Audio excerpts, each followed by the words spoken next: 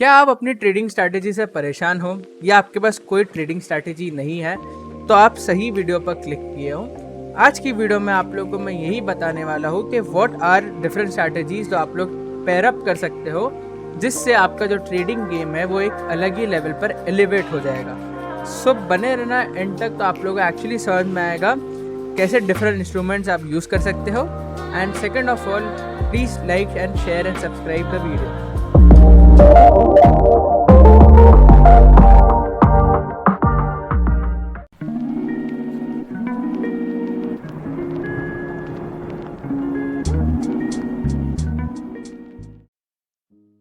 सो पहला मैं आप लोग को समझाने वाला हूँ Jewish fakeout. So Jewish fakeout क्या होता है? जूइश फेकआउट बेसिकली क्या होता है? It is a liquidity trapping done by the institutions. अब लिक्विडिटी ट्रैपिंग क्या होता है? तो एक पर्टिकुलर स्टॉक का हमेशा एक सप्लाई और डिमांड जोन रहता है। अगर वो जो प्राइस है फॉर एग्जांपल वो डिमांड जोन के नीचे जाता है बट वो सस्टेन नहीं करता उसके नीचे एंड देन इट रीगेन्स, इसका मतलब क्या है? It has grabbed liquidity.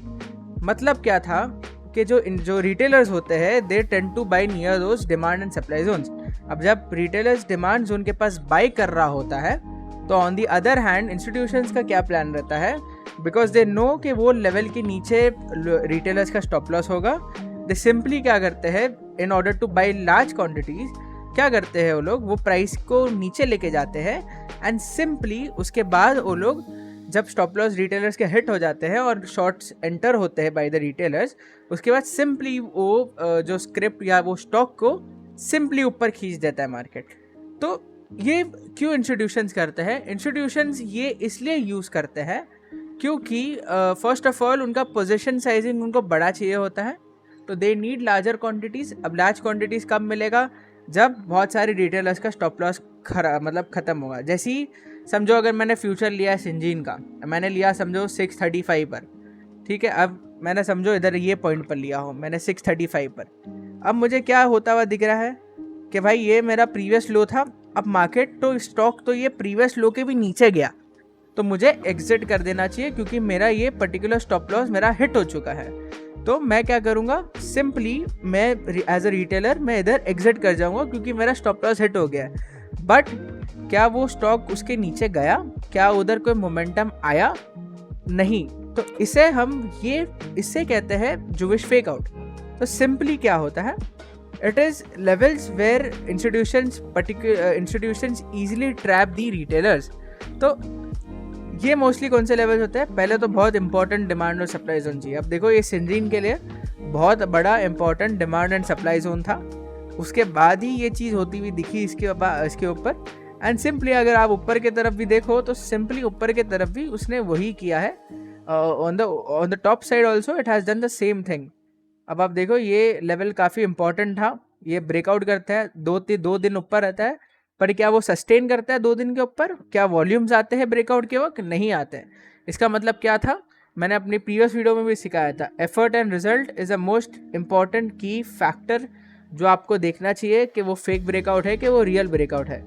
Second of all, उधर मोमेंटम नहीं आया ब्रेकआउट के बाद एंड हेंस उसके बाद वो स्टॉक सिंपली गिरता गया है। तो इंस्टीट्यूशंस ये चीज़ यूज़ करते हैं एंड हेंस बहुत अच्छे से ये चीज़ चलती है एंड आप लोग को भी ये चीज़ ईजिली ट्रेड कर सकते हो। बहुत सिंपल दिखता है चार्ट्स के ऊपर, ये आप लोगों को ईजिली आप फाइंड आउट कर सकते हो। लिक्विडिटी कहते हैं या जूइश फेकआउट बोलो, लिक्विडिटी बोलो, it is very simple to trade and थोड़ा टाइम लगेगा सीखने के लिए, बट आपको अगर एक बार समझ जाओगे तो बहुत सिंपल है एक्चुअली में।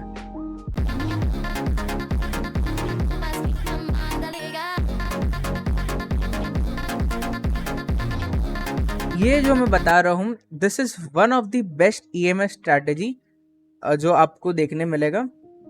ये एक अलग वे है मार्केट्स को देखने का, अलग अंदाज़ा है मार्केट्स को देखने का। एंड ये सिंपली वैसा नहीं है कि वो डेथ क्रॉस ओवर 20 का जब 200 के ऊपर जाए, वैसा नहीं है ये, क्योंकि EMS लैगिंग होते हैं। तो we need signs before hand कि हमें कब एंटर करना है। तो आप देखो ये जो गैप है, the gap between 20 EMA and 200 EMA, ये लाल लाइन है वो है 20 EMA और ये ब्लू लाइन है वो है 200 डे का मूविंग एवरेज। सिंपली क्या है, जब भी इतना बड़ा गैप हो जाए और 20 वाला जो EMA है ऐसा कुछ फ्लैटन आउट होने लग जाए, इसका मतलब क्या है, वो स्टॉक किधर ना किधर एक अक्यूमुलेशन फेज में है और वो स्टॉक एक बॉटम हंट कर रहा है वही एरियाज के आसपास। तो सिंपली ये आपको बहुत अर्ली साइंस देता है कि एक स्टॉक बॉटम आउट हो रहा है, एंड आप सिंपली वो बेसिस पर आप लोग एंटर कर सकते हो। एंड उसके बाद जो ये स्टॉक में रैली बनी है, ऑलमोस्ट जब वो 1100 रुपये था, अब वो ये स्टॉक आज कुछ 4700 का हाई है with in a period of 6 to 7 months, I think 6 to 7 months, हाँ, मार्च टू अगस्त, 6 months भी नहीं हुआ है। तो ये इतना, this is one of the best EMA strategy. आप लोग को बहुत कम लोग बताएंगे, अगर बताएंगे तो, मैं तो देखा नहीं किसको बताते हुए ये सब चीज़, लेकिन मैं आप लोगों को बता रहा हूँ, this is one of the best EMA strategies that you can use. एक और एग्जांपल देता हूँ, ये है हीरो मोटोकॉर्प का चार्ट। अब देखो इसमें भी गैप था बहुत ज़्यादा 20 और 200 के बीच में, किधर ना किधर, इधर देखो 20 का मूविंग एवरेज जो है वो किधर ना किधर ऐसा साइडवेज हुआ। अब जैसे ही साइडवेज हुआ अराउंड द लेवल्स ऑफ 3700, एक साइन मिला, stock is in the bottoming out process, किधर ना किधर इधर अक्यूमुलेशन हो रहा है काफ़ी। उसके बाद एक स्पाइक आता है, बड़ी रैली आती है 4500 तक, देन स्टॉक एक और फेज अक्यूमुलेशन में जाता है, एंड उसके बाद सीधा जाके 5250 का हाई मारता है। तो अगर 3700 पर आप लोग ने एंटर किया होता था तो ऑलमोस्ट उधर से 5200, ऑलमोस्ट 40% का रिटर्न आपको ये स्टॉक दिया है। ये एक स्ट्रैटेजी होती है EMA की, ये कोई भी टाइम फ्रेम पर चलेगी, 15 मिनट, 5 मिनट, 4 घंटे, 1 घंटे, 2 घंटे, 3 घंटे, 1 वीक, एवरीथिंग, ये हर एक जगह चलेगा। बट इसका चलने का एक ही वो है कि जब तक EMA फ्लैटेंड आउट नहीं हो रहा हो, you guys should not enter into it. तो जैसे ही इधर देखो EMA फ्लैटेंड आउट हो गया, उसके बाद ये रैली आई है इतनी बड़ी, ठीक है। अब ऐसा देखो वोल्टास में भी सेम चीज़ अभी भी दिख रही है कि EMA किधर ना किधर फाइनली फ्लैटेंड आउट हुआ था इधर, उसके बाद स्टॉक ने रैली भी किया, ऑलमोस्ट ऑन दी 1200 के लेवल के आसपास ही फ्लैटेंड हुआ था। उसके बाद स्टॉक एक रैली किया 1400 तक, फिर ये कुछ न्यूज़ के कारण नीचे, अब फिर ये वापस से रीगेन करके ये लेवल पर आया है। इसका मतलब क्या है, EMA किधर ना किधर फ्लैटेंड आउट हो रहा है, एंड सून ये अब ओवरबॉट टेरिटरी में जाएगा। इसका मतलब सिंपली ये है कि किधर ना किधर ये ओवरबॉट टेरिटरी में जाने वाला है थोड़े टाइम में, अगर इसको आप 3-4 महीना दे दो, इसमें भी एक बड़ी रैली बन सकती है।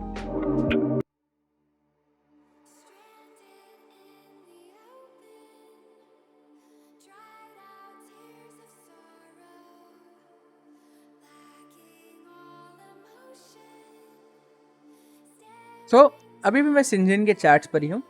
मैं आप लोगों को ये चीज़ समझाता हूँ कि why is candle so important. क्योंकि अगर मैं प्राइस अगर हिल रहा है तो कैंडल में दिख रहा है whether there is a strength in the stock और नॉट, और whether there is some strength. तो वो क्या होता है, सिंपली कोई कोई चीज़ ऐसी होती है जो एक्चुअली वर्क करती है। कैंडल्स को देख के आप लोग इजीली थोड़ा प्रेडिक्ट कर सकते हो कि क्या बायर्स कंट्रोल में आ रहे हैं या सेलर्स कंट्रोल में आ रहे हैं, who is winning the fight. क्योंकि मार्केट्स में क्या होता है, देर इज़ ओनली 2 ways, जो मार्केट्स होते हैं 2 ही वे में हिल सकते हैं, इधर दे विल गो अप और डाउन। सो सिंपली क्या होता है, यानी ऊपर जा सकते हैं या नीचे आ सकते हैं। अभी वो चीज़ रिफ्लेक्ट होनी चाहिए कैंडल में। फॉर एग्जाम्पल एक सपोर्ट टूटता है, लेकिन उसके बाद हम क्या देख रहे होते हैं, जो कैंडल्स है वो बहुत छोटी छोटी बन रही होती है, तो वो क्या एक्चुअली उधर सेलर कंट्रोल में है या दिख रहा है कि बायर कंट्रोल में आ रहा है। सिंपली क्या शो करता है, उधर सेलर एग्जॉस्ट हो रहा है और बायर कंट्रोल में आ रहा है। अब सिमिलरली सिंजीन के चार्ट्स में क्या हुआ, आप अगर ये फॉल देखो, ये इसमें कोई वॉल्यूम नहीं था एंड कोई बड़ी रेड कैंडल नहीं बनी थी, it was more of a sideways fall. दिख रहा था कि कोई बड़े इंस्टीट्यूशंस अक्यूमुलेट कर रहे हैं। On the other hand plus इधर जूइश फेक आउट होता है, जैसा मैंने आप लोग को बताया।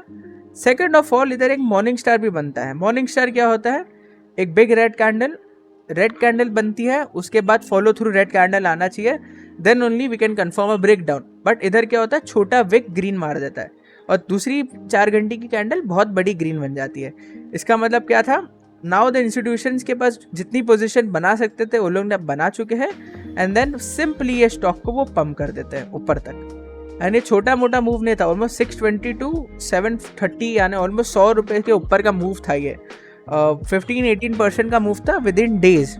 सो कैंडल्स, कोई कोई कैंडल्स एक्चुअली काम करती है, जैसे कि morning star, evening star, hammer, ये 3 आपको मालूम होना चाहिए क्या होती है। ईजी टू यूज़ होती है ये, और क्या कहते हैं, एंड ऑलमोस्ट लाइक ये वर्क करती है। मैं आप लोगों को और भी एग्जांपल्स दिखाता हूँ। तो मैंने खोल लिया अभी दूसरे स्टॉक का चार्ट।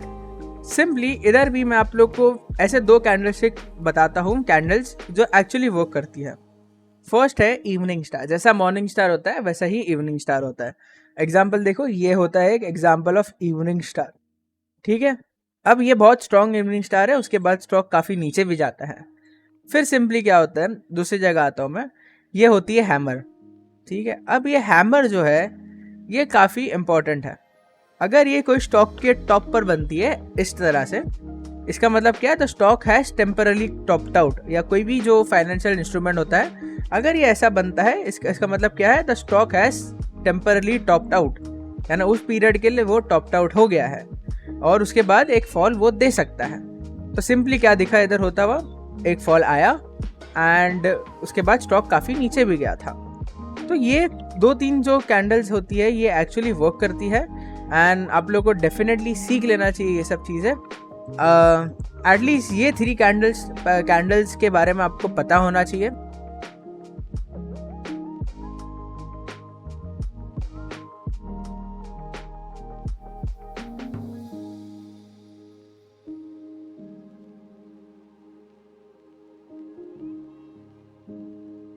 तो अभी मैं आप लोगों को बताता हूँ कि काउंटर लाइन अटैक क्या होता है। सिंपली देखो, समझो क्या होता है। एक पर्टिकुलर फाइनेंशियल इंस्ट्रूमेंट है जिसमें सेलर्स बहुत कंट्रोल में है। अपेरेंटली एक दिन बहुत बड़ा गैप डाउन होता है, बट वो ऐसा दिखता है कि उस उधर से काफ़ी बायर स्ट्रांगली कंट्रोल में है। अभी मैंने वोल्टास का चार्ट खोल लिया, अब देखो ये बड़ा गैप डाउन होता है 1300 टू ऑलमोस्ट 1200 के ऊपर, 100 रुपीज़ का गैप डाउन होता है। बट फ्रॉम 1200 ये स्टॉक जाके बंद होता है 1250 पर। इसका मतलब क्या है कि इधर से बायर्स का बहुत ज़्यादा इंटरेस्ट आया, एंड सिंपली क्या है कि ऑन दी अदर हैंड जब इतने टाइम से सेलर कंट्रोल में था, इधर आकर अब बायर है वो बहुत स्ट्रांगली आया है मार्केट्स के अंदर। इसका मतलब क्या है कि बायर्स का इंटरेस्ट ज़्यादा है फिलहाल उधर उस वक्त, एंड सेलर्स का कम है। मोस्टली ये एट अ वेरी बॉटम बनता है, एक बॉटमिंग आउट पैटर्न होता है। तो अगर कोई बड़ा गैप डाउन होता है और फॉर एग्जांपल उसके बाद मार्केट काफ़ी रिकवर करता है, या कोई भी एक फाइनेंशियल इंस्ट्रूमेंट काफ़ी रिकवर होकर बंद करता है, कुछ over extra ordinary buying interest आता है लोस के, इसका मतलब क्या है कि बायर्स बहुत शार्पली स्ट्रांगली कंट्रोल में है। उसके बाद देखो अब स्टॉक कैसा रैली किया, उसके बाद बहुत बड़ी रैली करता है 1200 टू 1400 इन 5-6 डेज। तो बहुत अच्छी बड़ी रैली बनी है इसके अंदर। उसके बाद सिमिलरली निफ्टी में भी हुआ था during the time of April, I think, हाँ अप्रैल के वक्त हुआ था इधर काउंटर अटैक। अब देखो ये ट्रम्प के टैरिफ्स के कारण मार्केट्स ने बहुत बड़ा गैप डाउन दिया था, ऑलमोस्ट 22,800 पॉइंट का गैप डाउन था। बट फ्रॉम 21,750 हमें क्या दिखा, बायर्स बहुत स्ट्रांगली कंट्रोल में आया और मार्केट जाके 22,150 पर जाके बंद हुआ। ऑलमोस्ट 2.52 to 3% का रिकवरी आया नीचे से मार्केट्स के अंदर। इसका मतलब क्या, स्ट्रांगली बायर्स कंट्रोल में आया उधर से। सिमिलरली अभी रिसेंट टाइम में भी एक वैसी एग्जांपल हुआ था द काउंटर लाइन अटैक का। देखो इधर भी ये एक गैप डाउन हुआ बहुत बड़ा 24,800 से। रीज़न मैं भूल गया, मेरे हिसाब से ईरान इजराइल का वॉर होगा, हाँ ईरान इजराइल का वॉर था, उसके कारण गैप डाउन हुआ था। मार्केट खुला 24,470 पर, बंद होता है जाकर 24,700 पर। इसका मतलब क्या है, इधर से बहुत बायर्स इंटरेस्ट बना एंड एक काउंटर लाइन पैटर्न सीधा बन गया हमारे क्या कहते हैं निफ्टी के ऊपर वापस से। ये यूजुअली एक बॉटम पर बनता है एंड सिमिलरली टॉप पर भी बन सकता है ये चीज़। सिंपली क्या होगा, गैप अप होगा लेकिन बहुत स्ट्रांगली सेलर्स कंट्रोल में आएंगे, इसका मतलब है वो एक फेल गैप अप है। तो ये होता है काउंटर लाइन अटैक।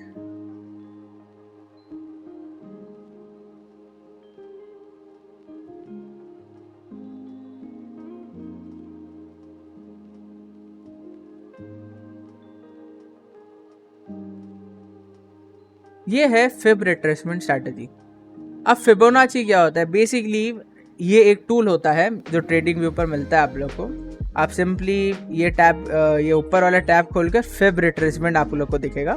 आप सिंपली ये यूज़ कर सकते हो जिधर से फॉर एग्जांपल निफ्टी 25,650 70 से कुछ गिरना चालू हुआ, अगर ऐसा इधर से मार्कआउट करो एंड जो उसका बॉटम बना था कि किधर ना किधर 24,350 था, उसके बाद ये एग्जैक्ट 61% पर जाता है, उधर से रिट्रेसमेंट लेता है और फिर गिरने लगता है।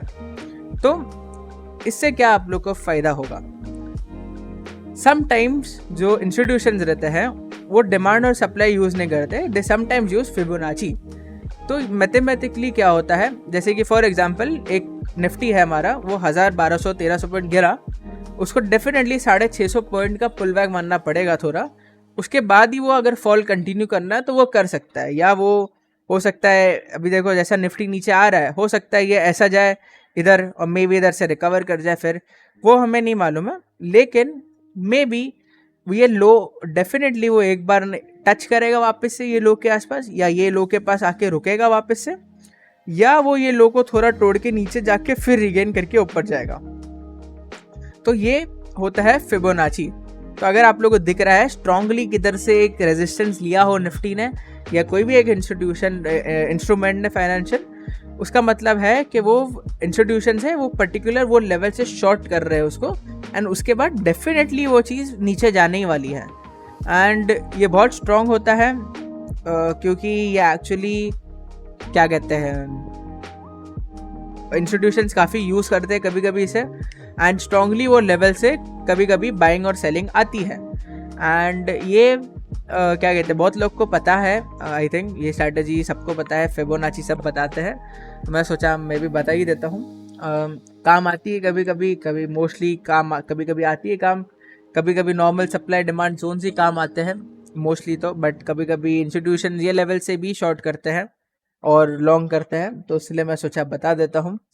सो आज की वीडियो के लिए इतना था। Thanks for watching.